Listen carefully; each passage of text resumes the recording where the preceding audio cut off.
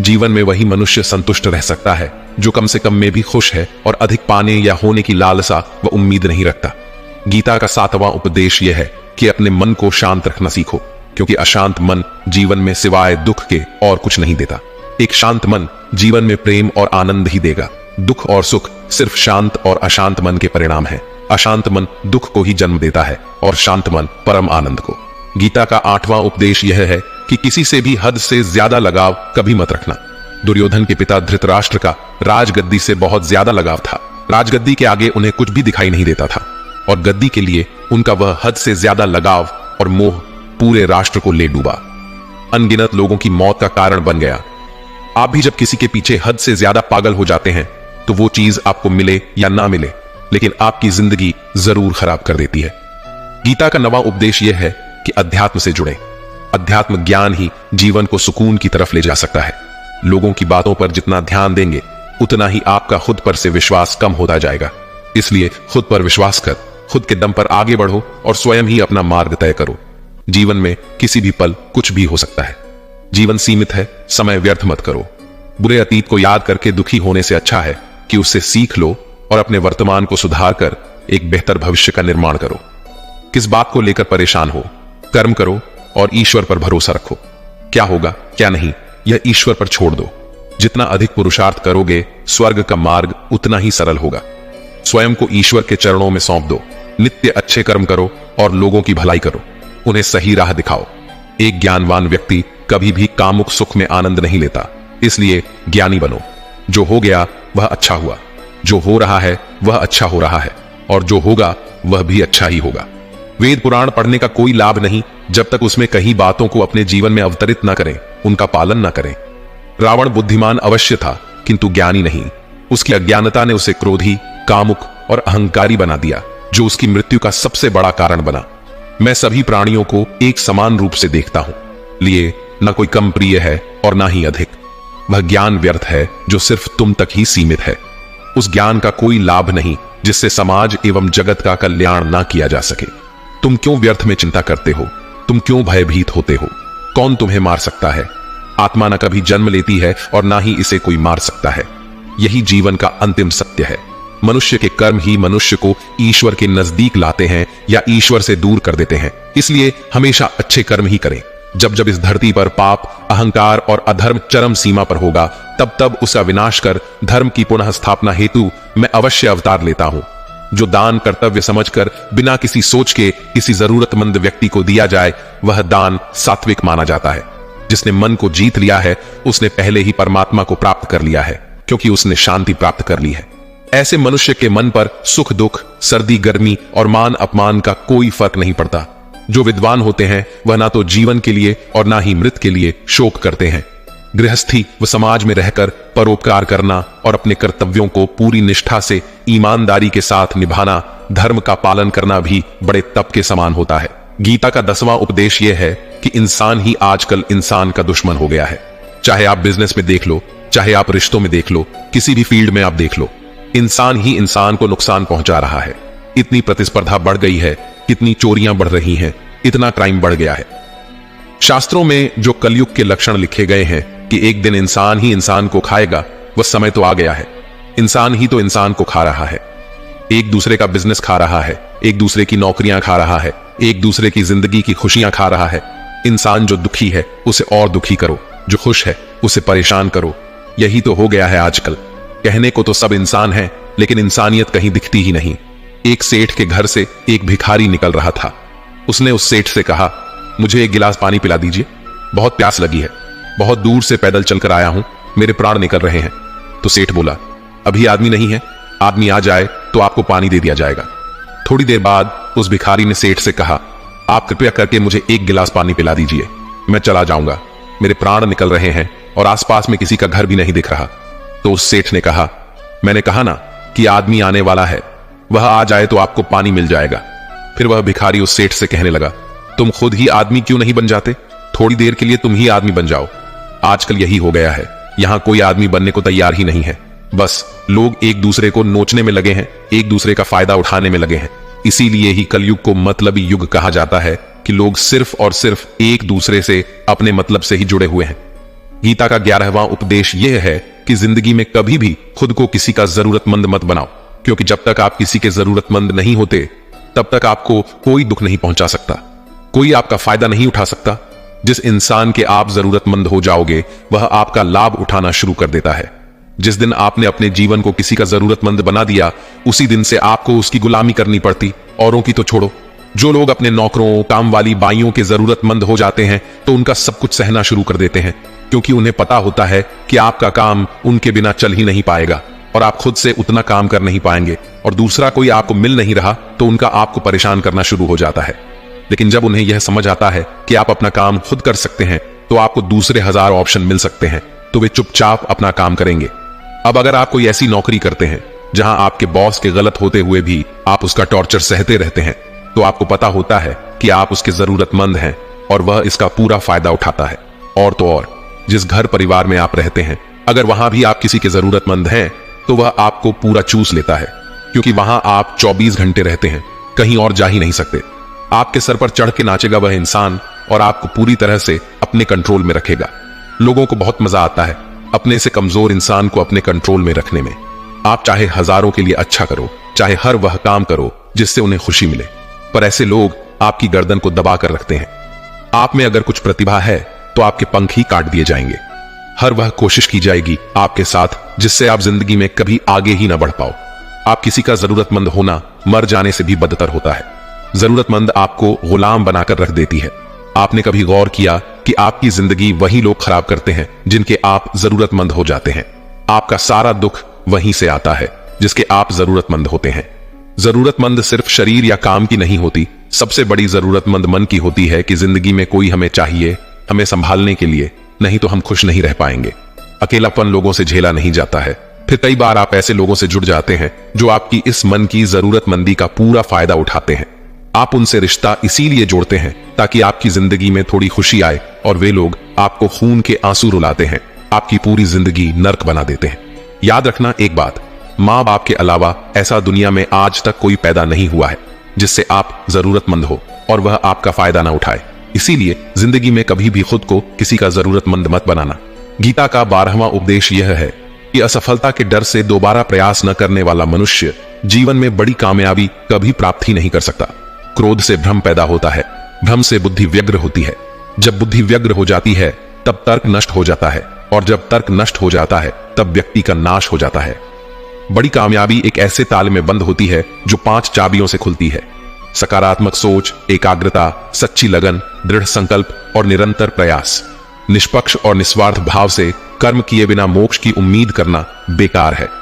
जब भी मनुष्य स्वयं के इंद्रियों के अधीन हो जाता है तो वासना, आलस और लालच जैसी बुरी आदतें मन पर सवार हो जाती हैं। लक्ष्य प्राप्त करने के लिए हमें कर्म में पूर्ण रूप से समर्पण अति आवश्यक है। इसके लिए धन की लालसा मन से निकालकर अपने कर्म पर केंद्रित होना चाहिए। कर्म को लेकर श्री कृष्ण जी कहते हैं, हे अर्जुन, तुम कर्म करने के अधिकारी हो, न कि उससे मिलने वाले फल के। अतः बिना फल की आशा किए जब कर्म करोगे तभी तुम फल की प्राप्ति के पात्र कहलाओगे। क्रोध सोचने की ताकत को हर लेता है, जिस वजह से सही फैसला ले पाना कठिन हो जाता है। यदि आप कर्म, फल प्राप्ति की लालसा व लालच हेतु कर रहे हैं तो कर्म कभी आपकी उम्मीदों के अनुसार प्राप्त नहीं होगा। बुरे कर्म से पीछा छुड़ाने का सबसे बेहतर तरीका है मन में अच्छे विचारों को आने दो और सकारात्मकता से सोचो। मनुष्य का मन परिवर्तनशील है। हमारे सोचने का तरीका और आदतें वैसे ही बनेंगी जिस तरह से लोग और माहौल में हम अधिक समय बिता रहे होंगे। मनुष्य जीवन में वही करता है जो वह देखता है, सुनता है, समझता है। जो व्यक्ति किसी अच्छे कर्म को करते हुए उसे ही अपना सौभाग्य और पुरस्कार मानता है तो ऐसे व्यक्ति को कर्म फल उम्मीदों से कहीं अधिक मिल जाता है। बड़े लक्ष्यों के निर्माण और सपनों को सच करने के लिए सबसे पहले आपको कल्पनाशील बनना होगा। गीता का 13वां उपदेश यह है कि जिस रिश्ते में मर्यादाएं टूट जाती हैं वहां सिर्फ सर्वनाश ही होता है। कोई आपसे बड़ा है या छोटा है, अगर वह रिश्तों में अपनी मर्यादाओं को तोड़ देगा तो वह रिश्ता कभी नहीं टिक सकता। रिश्ता सिर्फ तभी चलता है जब दो लोग एक दूसरे की इज्जत करते हैं, कदर करते हैं और कभी अपनी लिमिट क्रॉस नहीं करते। जिस रिश्ते में कोई लिमिट नहीं है, एक दूसरे की इज्जत नहीं है, वह रिश्ता आज नहीं तो कल खत्म ही हो जाता है। गीता का 14वां उपदेश यह है कि जिस रिश्ते में मर्यादाएं टूट जाती हैं वहां सिर्फ सर्वनाश ही होता है। कोई आपसे बड़ा है या छोटा है, अगर वह रिश्तों में अपनी मर्यादाओं को तोड़ देगा तो वह रिश्ता कभी नहीं टिक सकता। रिश्ता सिर्फ तभी चलता है जब दो लोग एक दूसरे की इज्जत करते हैं, कदर करते हैं और कभी अपनी लिमिट क्रॉस नहीं करते। जिस रिश्ते में कोई लिमिट नहीं है, एक दूसरे की इज्जत नहीं है, वह रिश्ता आज नहीं तो कल खत्म ही हो जाता है। गीता का 15वां उपदेश यह है कि जो आपके मुंह पर अपनापन दिखाए और आपकी पीठ पीछे आपको नुकसान पहुंचाए, ऐसे लोगों से दूर ही रहना चाहिए। चाणक्य ने कहा है कि ऐसे लोग उस घड़े की तरह होते हैं जिसके मुंह में तो अमृत लगा है लेकिन जिसके भीतर जहर भरा हुआ होता है। आप जिसे अमृत समझकर पी जाते हैं, वास्तविकता में वह जहर ही होता है। तो ऐसे लोगों को जहर की तरह छोड़ देना चाहिए जो अपनेपन का दिखावा करें और पीछे से हमेशा आपको नुकसान पहुंचाए। गीता का 16वां उपदेश यह है कि अपनी खुशी और अपना दुख हर किसी के आगे जाहिर नहीं करना चाहिए, क्योंकि लोग आपकी खुशी पर नजर लगा देते हैं और आपके दुख में आपकी हंसी उड़ाने लगते हैं। आपकी खुशी से कोई खुश नहीं होता, लोगों को जलन होती है। हर आंसू आंख में लाया ना करो, हर जख्म सबको दिखाया ना करो। यहां लोग हाथ में नमक लिए फिरते हैं, इसलिए अपना हर दर्द सबको दिखाया ना करो। लोग तो बैठे ही हैं दुखी इंसान को और दुखी करने, और जो खुश है उसे तकलीफ पहुंचाने के लिए। अपनी मन की हालत अपने तक ही रखो, सिर्फ उसे बताओ जिससे उसे समझने की समझ हो। गीता का 17वां उपदेश यह है कि जीवन में कई बार नया शुरू करने के लिए पुराने को पूरी तरह से मिटाना पड़ता है। श्री कृष्ण से कुंती ने पूछा था कि हे कृष्ण, क्यों तुमने इतना बड़ा महायुद्ध करवा दिया? तो श्री कृष्ण ने बोला कि अधर्म बहुत बढ़ गया था और इस अधर्म का पूरी तरह से नाश करने के लिए, एक नए युग को लाने के लिए पुराने का सर्वनाश करना बहुत जरूरी होता है। जब कोई महल पूरी तरह से भंगार हो जाता है, बहुत पुराना हो जाता है, तो उसे पूरी तरह से तोड़कर फिर से नव निर्माण होता है। ऐसे ही आपके जीवन में भी अगर आपको कुछ नया करना है तो पुराने को पूरी तरह से मिटाना होगा। गीता का 18वां उपदेश यह है कि जब भी जिंदगी में खुद को अकेला महसूस करो, तब इस सच्चाई को ठीक से समझ लेना कि आप दुनिया में अकेले ही आए थे और अकेले ही जाओगे। वास्तविकता में यहां कोई आपका अपना नहीं है। एक दिन तो जो माँ बाप हमें जन्म देते हैं वे भी हमें अकेला छोड़कर चले जाते हैं, तो औरों से तो उम्मीद ही क्या करना। यदि कोई आपका साथ छोड़ दे तो याद रखना कि वह ईश्वर सदा आपके साथ है, वह कभी आपका साथ नहीं छोड़ता। गीता में श्री कृष्ण ने अर्जुन से कहा कि चाहे कोई मनुष्य मुझे माने या ना माने, लेकिन मैं इंसान का साथ कभी नहीं छोड़ता, क्योंकि यह सब मेरी ही संतानें हैं।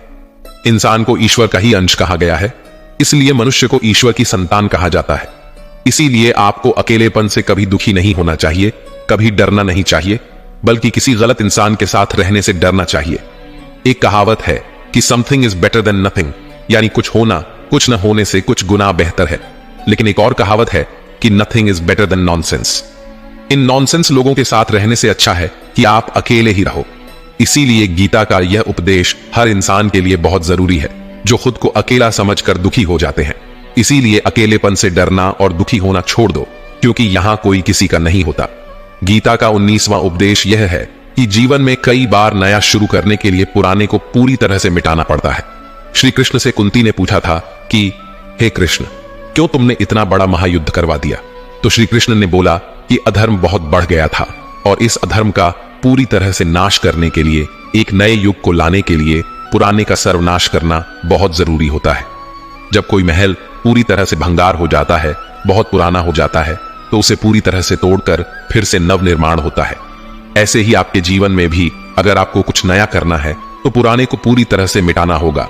गीता का 20वां उपदेश यह है कि कभी भी अपने धन, अपने पद और बल का अभिमान नहीं करना चाहिए। दुर्योधन को बहुत अभिमान था कि मेरे पास भीष्म पितामह, द्रोणाचार्य और कर्ण जैसे योद्धा बैठे हैं, तो यह पांडवों को यूं ही मसल कर रख दूंगा। उसे अपने धन का अभिमान था, अपने पद और शक्ति का अभिमान था, लेकिन वही अभिमान एक दिन उसके सर्वनाश का कारण बना। जो लोग अपने पैसे के अहंकार में या शक्ति के अहंकार में दूसरों को नीचा दिखाते हैं, दूसरों को चोट पहुंचाते हैं, एक दिन उनकी वही गलती उनका सर्वनाश कर देती है। इसलिए जीवन में आप चाहे कितने भी सफल हो जाएं, कितने भी बड़े इंसान हो जाएं, लेकिन उसका अभिमान दूसरों को कभी मत दिखाना। गीता का 21वां उपदेश यह है। श्री कृष्ण अर्जुन से कहते हैं कि हे अर्जुन, मृत्यु जीवन का अटल सत्य है, जिसे कुछ समय के लिए टाला तो जा सकता है, किंतु झूठा साबित नहीं किया जा सकता। और यह शरीर तो किराए के घर की भांति है, जहां हम कुछ समय के मेहमान हैं। शरीर नश्वर है, किंतु आत्मा अमर है। जो होना है उसे कोई टाल नहीं सकता, और जो होना ही नहीं है उसके बारे में शोक व चिंता करके स्वयं की परेशानियां बढ़ाने के ही समान है। जो भी जन्म लेता है उसकी मृत्यु निश्चित है और मरने वाले का जन्म निश्चित है। इसीलिए जो अटल है उसके विषय में तुमको शोक नहीं करना चाहिए। सच्चाई से कभी दूर नहीं भागा जा सकता है, इसलिए सत्य को स्वीकार कर लेने में ही हमारी समझदारी है।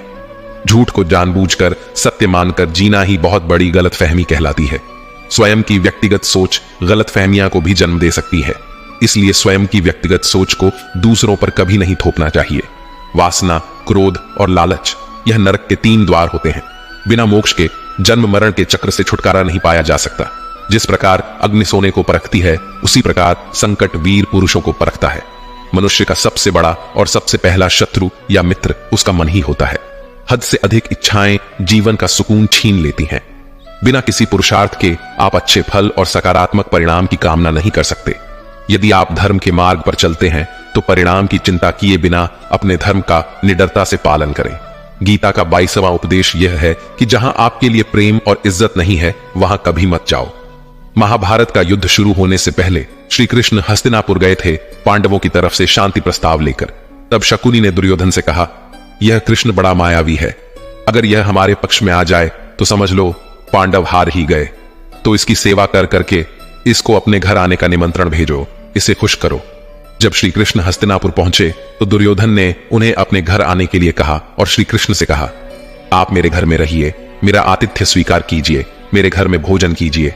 तो श्री कृष्ण ने दुर्योधन से कहा, दुर्योधन, इंसान को किसी के घर तभी भोजन करना चाहिए, तभी जाना चाहिए, या तो उसे बहुत प्रेम हो, या तो हमारे जीवन में कोई बहुत बड़ी आपत्ति आ गई हो। ना तो मेरी जिंदगी में कोई आपत्ति आई है और ना ही तुम्हारा मुझसे कोई प्रेम है, तो तुम्हारे घर तो मैं कभी नहीं आऊंगा। तुम मुझे अपने घर बुला रहे हो सिर्फ और सिर्फ अपना मतलब पूरा करने के लिए, और मतलबी लोगों के घर कभी नहीं जाना चाहिए। इसीलिए इससे हमको यह शिक्षा मिलती है कि जिसके दिल में आपके लिए प्रेम नहीं है, इज्जत नहीं है, वहां आपको कभी नहीं रहना चाहिए। आपको सिर्फ उसी जगह रहना चाहिए जहां आपकी कदर हो, आपको इज्जत मिले और जहां आपको प्रेम मिले। गीता का 23वां उपदेश यह है कि मूर्ख और दुष्ट लोगों को कभी ज्ञान नहीं देना चाहिए।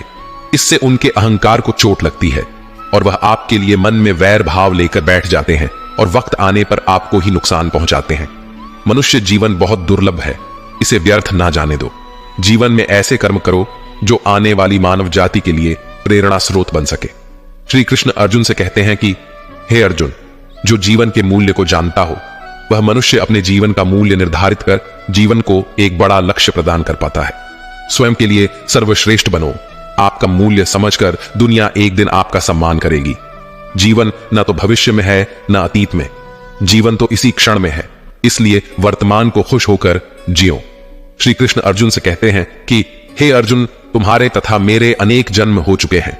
मुझे तो वह सब जन्म याद है, लेकिन तुम्हें नहीं। खुद को जीवन के योग्य बनाना ही सफलता और सुख का एकमात्र मार्ग है।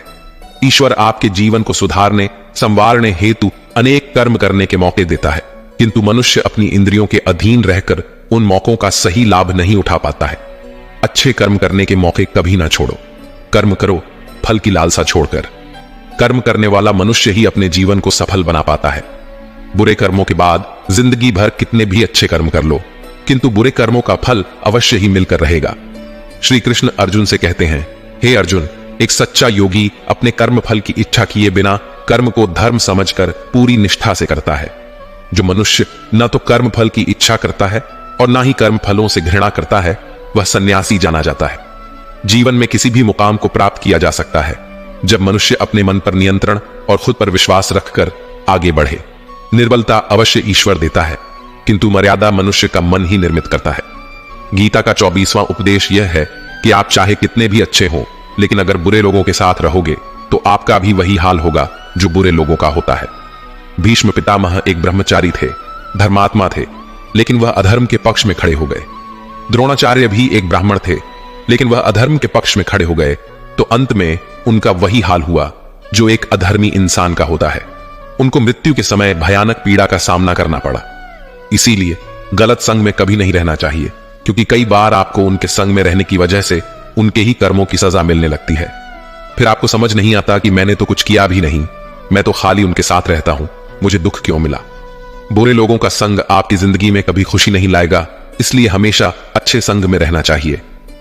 गीता का 25वां उपदेश यह है कि जो दूसरों के साथ छल करता है उसका अंत बहुत बुरा होता है, दुर्योधन का मामा शकुनी और दुर्योधन ने पांडवों के साथ जीवन भर छल किया, पथ पथ पर उन्हें धोखा दिया, कभी ईमानदारी से उनके साथ नहीं चला और उसका परिणाम दुर्योधन को यह मिला कि उनके दल का हर एक बड़ा योद्धा छल के द्वारा ही मारा गया, क्योंकि दुर्योधन ने जैसा कर्म किया था उसको वैसा ही फल मिला।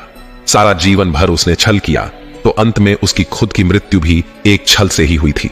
इसीलिए कोई अगर खुद को बहुत ज्यादा चालाक समझता है कि उसने दूसरे को धोखा दे दिया, दूसरे को बेवकूफ बना दिया, तो एक दिन कोई आएगा उसकी जिंदगी में भी तो उसको ही धोखा देगा, क्योंकि कर्मा सबके चेहरे याद रखता है। जो जैसा कर्म करता है उसको वैसा फल जरूर मिलता है। गीता का 26वां उपदेश यह है कि जीवन में जब भी कोई मुश्किल आए तो हिम्मत मत हारो, बस थोड़ा धीरज रखो। जो लोग मुश्किल वक्त में खुद को थोड़ा संभाल कर धीरज रखते हैं वह हर मुश्किल को आसानी से पार कर जाते हैं। एक राजा अपने गुरुजी के पास गया और उसने गुरुजी से जाकर बोला कि वैसे तो राज्य में हर प्रकार की खुशहाली है, पर वक्त का कोई भरोसा नहीं है। अगर कभी जिंदगी में कोई मुश्किल वक्त आए, कोई बुरा वक्त आए, तो उस वक्त के लिए मुझे कोई मंत्र दीजिए, कोई शिक्षा दीजिए, कोई उपदेश दीजिए कि उस बुरे वक्त से कैसे बाहर निकलना है। तो गुरुजी ने उसे एक ताबीज बांध कर दे दिया और राजा से कहा, इस ताबीज में मैंने एक मंत्र लिख कर रखा है। जब तुम्हारी जिंदगी में बहुत बुरा वक्त आए और तुम्हें लगे कि इससे बुरा तो अब कुछ हो ही नहीं सकता, उस समय पर यह ताबीज खोल के तुम इस मंत्र को पढ़ लेना, तुम्हारे अंदर बहुत शक्ति आ जाएगी। और एक दिन ऐसा हुआ भी कि उस राजा के राज्य पर किसी दूसरे राजा ने आक्रमण कर दिया। इस राजा की ऐसी स्थिति हुई कि उसे अपना राज्य छोड़कर, पूरे शहर को छोड़कर अपने कुछ लोगों के साथ भागना पड़ा। उस समय पर राजा बहुत दुखी था और विचार करने लगा कि गुरुजी ने मुझे ताबीज दिया था कि जब जिंदगी में बहुत बुरा वक्त आए तब उसे खोलकर पढ़ना और इसके अंदर जो मंत्र लिखा हुआ है वह मेरे अंदर शक्ति भर देगा। राजा ने विचार किया कि इससे बुरा वक्त और क्या हो सकता है। उसने गुरुजी का दिया हुआ ताबीज खोला और उसके अंदर लिखा हुआ था कि यह वक्त भी गुजर ही जाएगा। इस वचन को पढ़कर राजा के मन में एक शक्ति आई, विश्वास जगा कि यह जो बुरा वक्त है यह भी टिकने वाला नहीं है, यह भी निकल ही जाएगा। इसलिए मुझे हिम्मत नहीं हारनी है, वापस से अपनी सेना खड़ी करनी है। और उस राजा ने वापस अपने सैनिकों को जमा करके अपनी सेना को खड़ा किया और उस राजा पर हमला करके अपना राज्य वापस प्राप्त किया। तो जिंदगी में स्थिति चाहे कितनी भी बुरी क्यों ना हो, वह हमेशा के लिए नहीं रहने वाली, वह भी एक दिन गुजर जाएगी। वक्त चाहे कैसा भी हो, एक दिन जरूर बदल जाएगा। हमारी जिंदगी में न जाने कितनी बार दुख आए, कितनी बार मुश्किल वक्त आया, लेकिन हम हर बार निकल जाते हैं। ऐसे ही आपकी जिंदगी में जब कोई मुश्किल वक्त आए, बुरा वक्त आए, तो मन में यह विश्वास रखना कि यह वक्त भी एक दिन गुजर ही जाएगा। इसलिए अपनी हिम्मत मत हारो। अगर आपके अंदर धीरज है तो आप बुरे से बुरे वक्त को भी जरूर पार कर जाओगे। गीता का 27वां उपदेश यह है कि आज के युग में बहुत ज्यादा अच्छे मत बनो, नहीं तो यह दुनिया आपको लूट कर कंगाल कर देगी। पांडवों की कहानी यह शिक्षा देती है कि ज्यादा अच्छा बनना आपको कई बार बहुत दुख दे सकता है। जो पांडव हमेशा धर्म पर चलते थे, कभी कोई गलत काम नहीं किया, लेकिन उनका सारा राजपाट चला गया। उनकी पत्नी को भरी सभा में नग्न करने की कोशिश की गई, भिक्षा लेकर के उन्हें अपनी जिंदगी गुजारनी पड़ी। कारण क्या था? वह कुछ ज्यादा ही अच्छे बन रहे थे। यह तो तब की बात है और आज की दुनिया तो और बदल चुकी है। लोग अच्छे इंसान को इज्जत कम देते हैं, बल्कि उसका इस्तेमाल ज्यादा किया जाता है। अगर आप भी लोगों के साथ अच्छा चलते हैं तो आप इस चीज को खुद अनुभव कर पाएंगे। आप जितना लोगों के साथ अच्छा चलते हैं, लोग आपके साथ उतना गलत व्यवहार करते हैं, लोग आपका उतना ज्यादा इस्तेमाल करते हैं। आप दूसरों की खुशी के लिए कुछ भी करते जाते हैं और लोग सिर्फ आपका फायदा लेने में लगे रहते हैं। इसीलिए आज के जमाने में खुश रहना है तो बहुत ज्यादा अच्छे मत बनो। इसका मतलब यह नहीं कि आप बुरे इंसान बन जाओ। आप अपनी नजर में अच्छे बनते रहो, दुनिया की नजर में अच्छे बनने की कोशिश कभी मत करना। गीता का 28वां उपदेश यह है कि आप अपने गुजरे हुए वक्त को भूल जाओ, क्योंकि अगर आप गुजरे हुए वक्त के दुख में जीते रहोगे, उसके पश्चाताप में जीते रहोगे, तो आज भी आप कभी खुश नहीं रह पाओगे। समझदार लोग जो समय चला गया है उसका दुख कभी नहीं करते।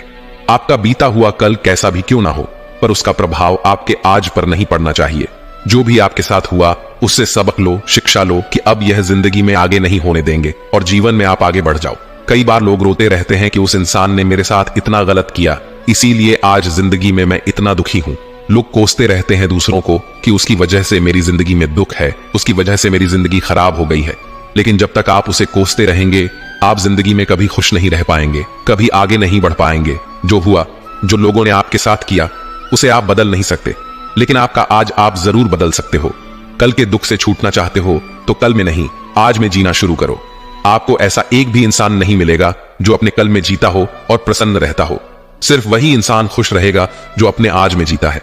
कल में जीने वाला इंसान किसी ना किसी पीड़ा से जुड़ा होता है, किसी ना किसी दुख, किसी ना किसी पश्चाताप से जुड़ा होता है। कल में जीना आपकी जिंदगी की सारी खुशियां छीन लेगा। तो जितना हो सके अपने पास्ट को भूल जाइए और अपने प्रेजेंट में जीना शुरू कीजिए। गीता का 28वां उपदेश यह है कि हमारे रिश्तेदार ही हमसे सबसे ज्यादा जलते हैं। हमारी सफलता से सबसे ज्यादा दिक्कत हमारे रिश्तेदारों को ही होती है। बाहर वालों को कोई फर्क नहीं पड़ता कि आपकी जिंदगी में क्या हो रहा है, और जो आपके रिश्तेदार होते हैं उनकी पूरी नजर रहती है आपकी जिंदगी पर। बाहर से तो वह यही कहेंगे कि आगे बढ़ो, सफल हो जाओ, खुश रहो जिंदगी में। और जब उन्हें आप अपनी सफलता के बारे में बताएंगे, अपनी किसी कामयाबी की खबर उनको सुनाएंगे, तो उसे सुनकर उन्हें बिल्कुल भी खुशी नहीं होती। कई बार सारी दुनिया आपको पसंद करती है, आपके काम की तारीफ करती है, लेकिन आपकी कदर आपके घर में ही नहीं होती। महाभारत का युद्ध बाहर के लोगों में नहीं हुआ था, यह भाइयों के आपस की लड़ाई थी। पांडवों के हर सुख से दुर्योधन जलता था। जब भी पांडव किसी काम में सफल होते थे, उसे बिल्कुल भी बर्दाश्त नहीं होता था। दुर्योधन हर कोशिश करता था पांडवों को नीचा गिराने का, जितना हो सके उन्हें दुखी करने का। और वही भाइयों की आपसी जलन महाभारत के युद्ध की वजह से हुई, जिसमें न जाने कितने अनगिनत लोग मारे गए। बाहर वाले को क्या फर्क पड़ता है कि आप कैसी जिंदगी जीते हैं, लेकिन यह जो रिश्तेदार होते हैं, ये जो करीबी लोग होते हैं, मजाल जो इन्हें आपकी खुशी बर्दाश्त हो जाए। सबसे खतरनाक होते हैं ये लोग, क्योंकि ये बाहर से बहुत मीठा चलते हैं, आपको अच्छे अच्छे शब्द कहते हैं, लेकिन आपके पीठ पीछे ये आपसे जरा भी खुश नहीं होते। तो इसीलिए किसी को भी अपना समझने से पहले आप यह जरूर चेक कर लें कि वह सच में आपका अपना है या सिर्फ अपनेपन का दिखावा हो रहा है। गीता का 29वां उपदेश यह है कि जो इंसान आपको बार बार चोट पहुंचाए, उसे कभी माफ नहीं करना चाहिए। युधिष्ठिर ने दुर्योधन को बार बार माफ किया, और परिणाम यह हुआ कि उन्हें अपनी जिंदगी में बहुत बड़े दुखों का सामना करना पड़ा। वह इंसान अगर एक बार गलती करे तो माफ करना फिर भी ठीक है, लेकिन कोई अगर बार बार गलती करे तो उसे माफ करना आपको बहुत ज्यादा नुकसान पहुंचाएगा, क्योंकि वह गलती नहीं हो रही है, वह उसकी आदत है, वह ऐसा ही है, वह हमेशा आपके साथ ऐसा करेगा। तो बहुत ज्यादा दयालु मत बनो। किसी को माफ करने में और बेवकूफ बनने में बहुत बड़ा अंतर होता है। किसी को अगर एक बार आप माफ भी कर रहे हो तो उस इंसान से आप जरूर सावधान रहना। कहते हैं आजमाए हुए को फिर आजमाना मिट्टी मुंह में डालने के बराबर होता है। जिससे धोखा खाया है, जिससे आपको तकलीफ मिली है, उस पर भरोसा गलती से भी मत करना। तो माफ उतना ही करो जितने में आप बेवकूफ ना लगो। गीता का 29वां उपदेश यह है कि जब कोई आपके साथ धोखा या छल करे तो उसको कोसना या दुखी होना छोड़ दो, बल्कि उससे शिक्षा लो कि लोग असलियत में वैसे नहीं होते जैसा आप उन्हें समझ लेते हैं। यहां पर लोग अपने मुंह पर मुखौटा लगाकर घूमते हैं। यहां हर इंसान खुद को अच्छा दिखाने की कोशिश करता है, अच्छा बनने की कोशिश कोई नहीं करता। आप किसी के साथ थोड़ा गलत व्यवहार करके तो देखो, उसका असली रंग सामने आ जाएगा। या फिर जब आपकी जिंदगी में कुछ मुश्किल वक्त आएगा तो भी आपको उसका असली रंग देखने को मिल जाएगा।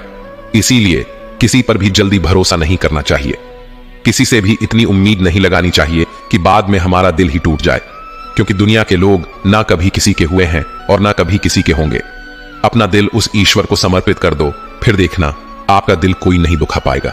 श्री कृष्ण ने अर्जुन से गीता के 12वें अध्याय भक्ति योग में कहा है कि हे अर्जुन, अपना मन, अपनी बुद्धि, अपना दिल सिर्फ उसमें लगा दे, फिर देखना तेरा दिल कोई नहीं दुखा पाएगा, कोई तेरा दिल नहीं तोड़ पाएगा। याद रखना, इस दुनिया में आप जिससे भी सबसे ज्यादा दिल लगाओगे, सबसे ज्यादा दुख भी आपको वही इंसान देगा, क्योंकि इस दुनिया में दिल की कोई कदर नहीं है, भावनाओं की कोई कदर नहीं। कदर होती है बस मतलब की, फायदे की, कि आपसे किसी का क्या फायदा हो सकता है। जब तक आपसे लोगों का मतलब है, तब तक सब लोग आपसे अच्छा चलते हैं।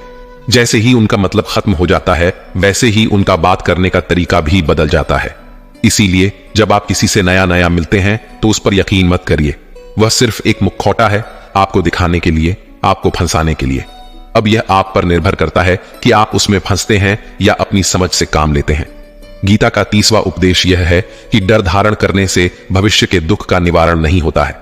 डर से चिंताएं तो बढ़ती हैं, जो मन का सुख चैन सभी छीन लेती हैं। किसका डर है तुम्हें? कौन तुम्हें मार सकता है? तुम शरीर नहीं हो। शरीर तो तुम्हारा मात्र एक साधन है अपने कर्मों को सिद्ध करने का। तुम एक आत्मा हो जो कि अमर है। तुम युगों से अनेकों शरीर धारण करते आए हो। अब मानव शरीर तुम्हें प्राप्त हुआ। अपने कर्म को सिद्ध करके जीवन का मात्र उद्देश्य परोपकार करना है, जरूरतमंद की निस्वार्थ मदद करना है। जो व्यक्ति निरंतर और अविचल भाव से भगवान के रूप में मेरा स्मरण करता है, वह मुझको अवश्य ही पा लेता है। कोई व्यक्ति मेरे अस्तित्व को नकारे, उससे मुझे कोई फर्क नहीं पड़ता है। बस वह मनुष्य दिल का साफ और कर्म का नेक, ईमानदार और भला मनुष्य होना चाहिए। मैं श्रद्धा भाव का भूखा हूं।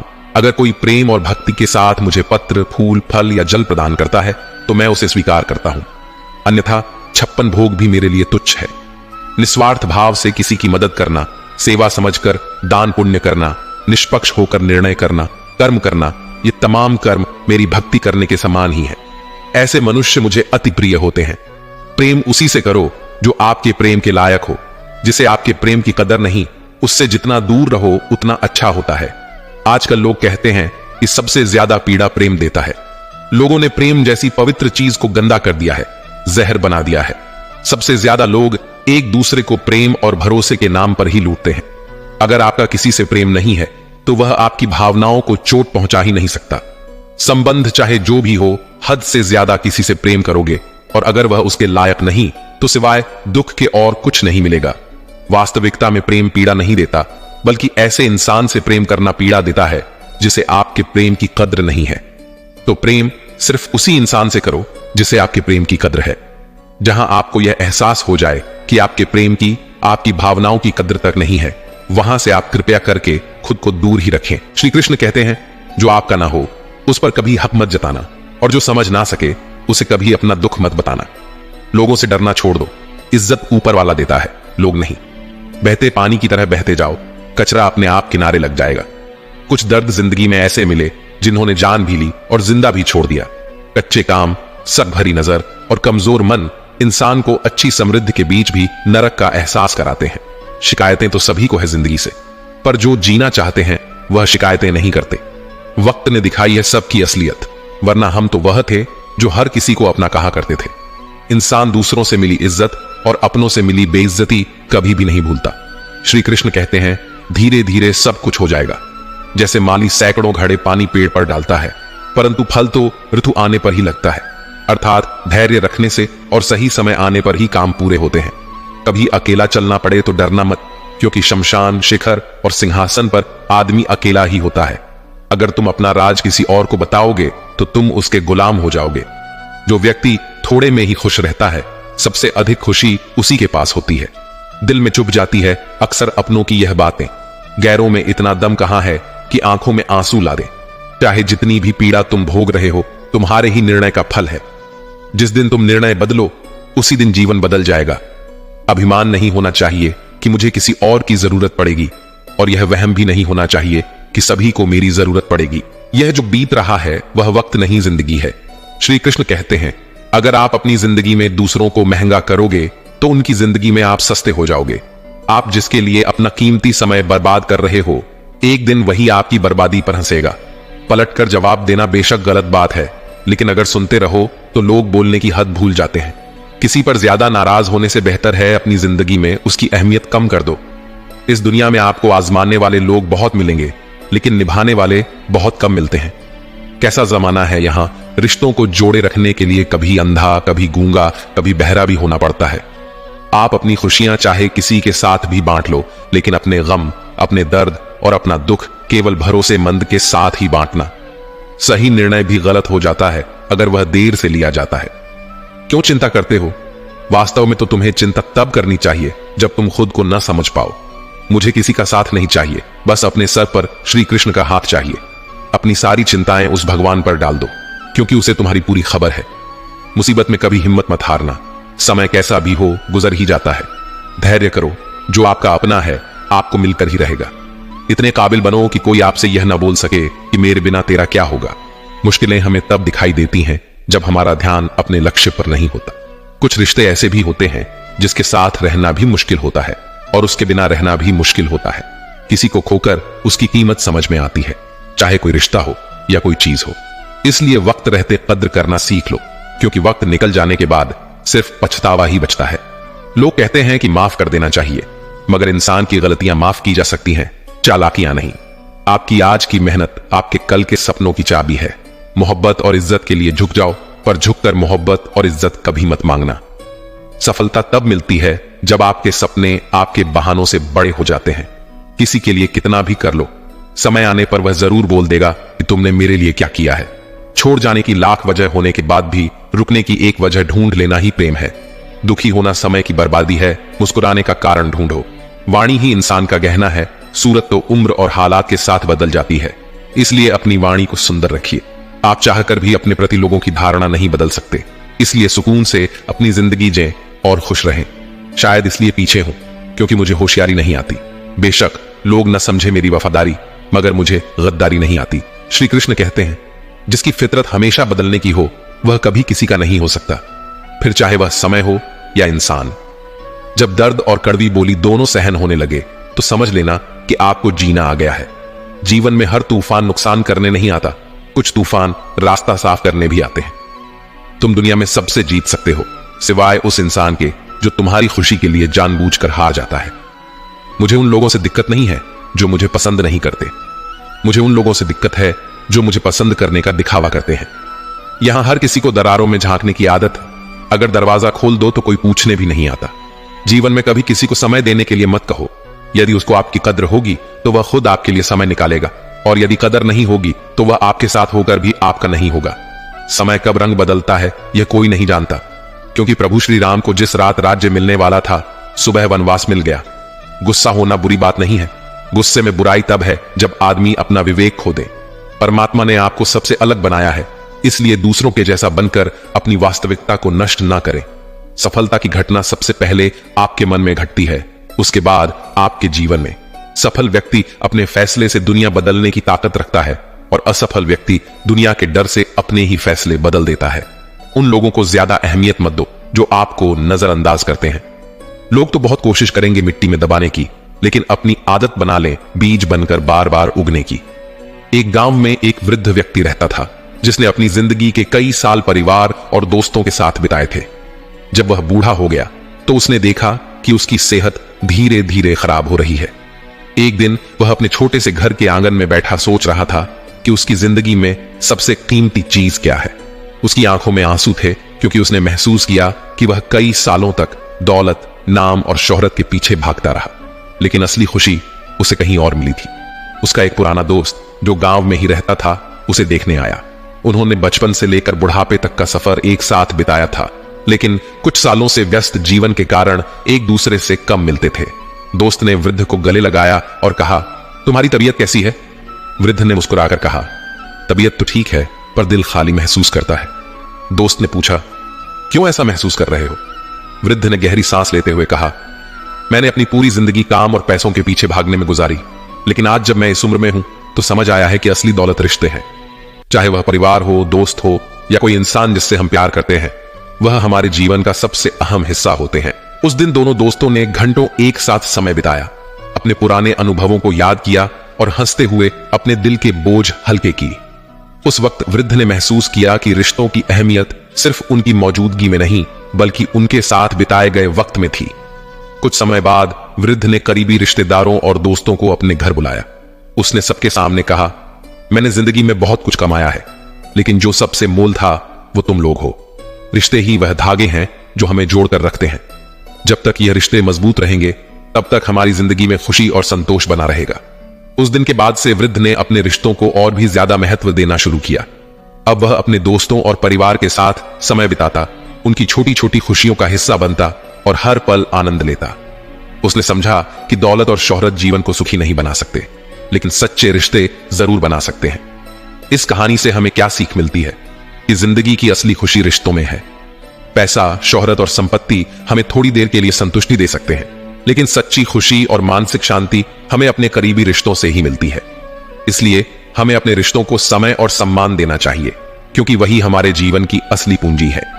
श्री कृष्ण कहते हैं, गलतियां कीजिए, वो सबसे होती है, लेकिन कभी किसी के साथ गलत मत कीजिए। खुश रहना है तो जिंदगी के फैसले अपनी परिस्थितियों को देख कर लें। दुनिया को देखकर जो फैसले लेते हैं वह दुखी ही रहते हैं। कोई कुछ भी कहे, बस अपने आप को शांत रखो, क्योंकि सूरज की किरणें कितनी भी तेज क्यों ना हो, समुद्र को सूखा नहीं सकती। एक ने शिकायत की, हे मेरे ईश्वर, बड़ी मुश्किल से मैंने घोंसला बनाया था, आपने तूफान भेज दिया और मेरा घर उजड़ गया। ऊपर से आवाज आई, तेरे घोंसले में सांप आया था तुझे खाने के लिए, इसलिए तूफान भेजा था ताकि तुम जाग जाओ और उड़ सको और तुम्हारी जान सुरक्षित रहे। हमारी जिंदगी में कितनी मुसीबतें आती हैं, हमें पता भी नहीं होता कि हमारा परमात्मा हमें किस तरह परेशानी से बचाता है। अगर तुम्हें लगता है कि परमात्मा तुम्हें कष्ट के पास ले आए हैं, तो भरोसा रखिए वह तुम्हें कष्ट के पार भी ले जाएंगे। मन की पीड़ा का कोई अंत नहीं है, इसलिए दूसरों को कोसने से कोई लाभ नहीं है। इसका सबसे सरल उपाय है कि अपने मन को ईश्वर को समर्पित कर दो।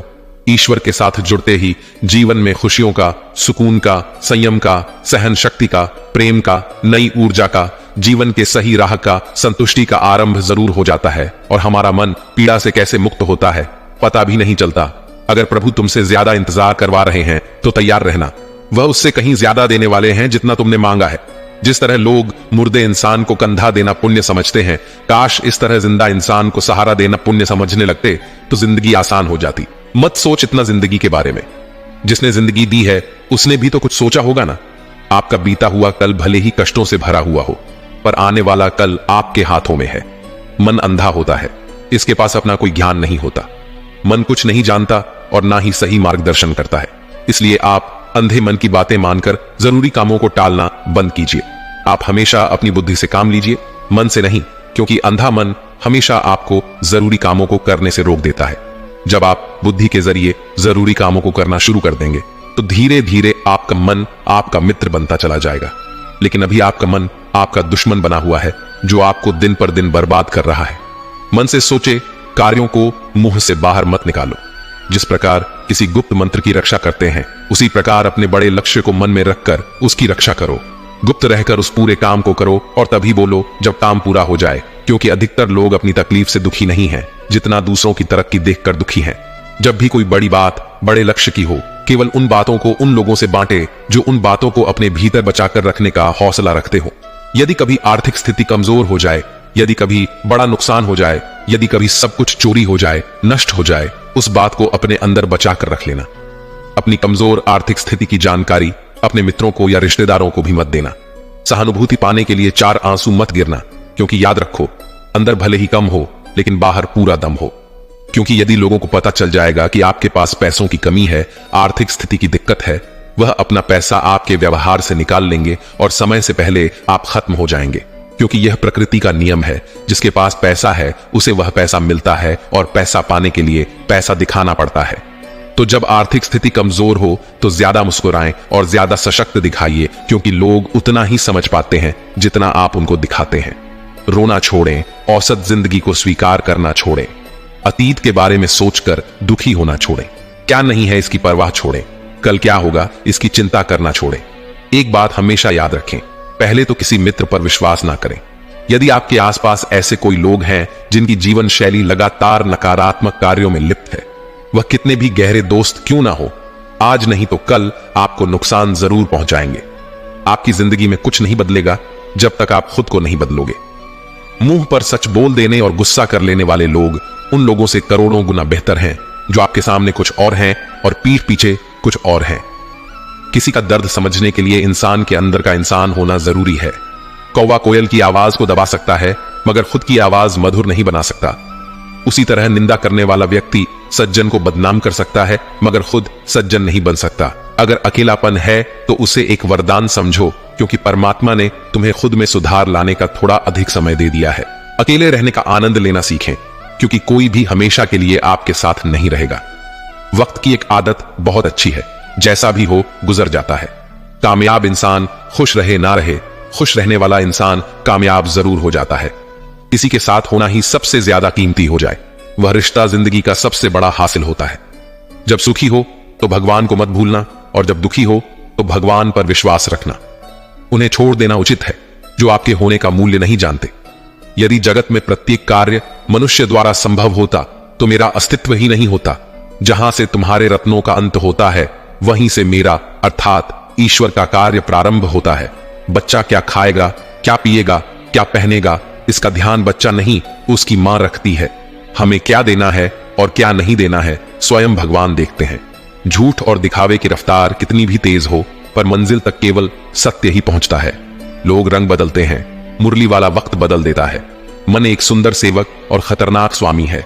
मनुष्य का जीवन केवल उसके कर्म पर चलता है। जैसे कर्म होते हैं वैसे ही उसका जीवन होता है। जो किया है वह अवश्य सामने आएगा, क्योंकि कर्म किसी के सगे नहीं होते। जिंदगी बहुत हसीन है, कभी हंसाती है तो कभी रुलाती है, लेकिन जो जिंदगी की भीड़ में खुश रहता है, जिंदगी उसी के आगे सर झुकाती है। खोकर पाने का मजा ही कुछ और है, रो रो कर हंसने का मजा ही कुछ और है। हारना तो जिंदगी का हिस्सा होता है, लेकिन हारने के बाद जीतने का मजा ही कुछ और है। अच्छा बनने के लिए किसी की नकल करने की जरूरत नहीं, खुद इतना अच्छा बनो कि लोग आपकी नकल करने लगे। दोस्तों, आशा करता हूं कि इस वीडियो से आपको बहुत कुछ सीखे हांगे मिलते हैं। नेक्स्ट वीडियो में और ऐसी वीडियो देखने के लिए चैनल को सब्सक्राइब करें और कमेंट बॉक्स में जय श्री राधे कृष्णा लिख के परमात्मा को आभार व्यक्त करें।